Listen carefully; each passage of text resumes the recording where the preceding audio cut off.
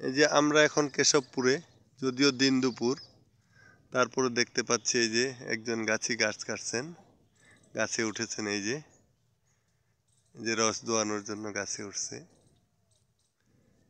এই যে সৌন্দর্য আসলে প্রকৃতভাবে উপভোগ করার সময় ও সুযোগ আমারও হয়ে ওঠে না, অনেকেই হয়তো দেখতে পাবেন না। তারপরও এই অত্যাধুনিক যুগে এই মোবাইল ক্যামেরার বদৌলতে আপনাদের দেখাতে সক্ষম হচ্ছি। এই যে দেখুন একজন গাছি কিভাবে খেজুর গাছ কেটে রস বের করে।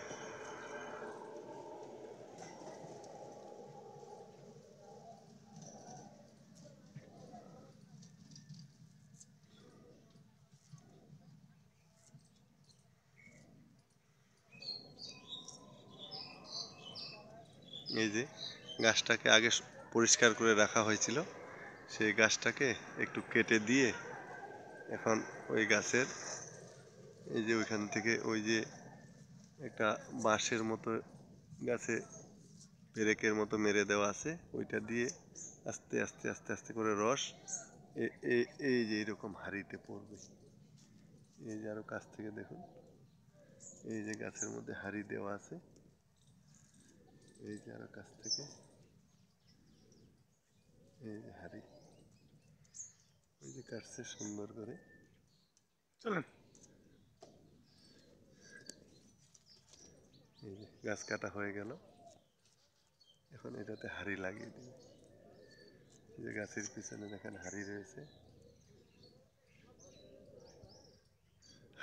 এই হাঁড়িটার নাম কি বলে এটাকে? ওই যে ভার, রসের ভার। হ্যাঁ, এই যে রসের ভার এখন এই গাছে লাগিয়ে দিবে। দেখে কিভাবে লাগায় গাছ, ওই দুই পাশে আটকে দিয়ে এই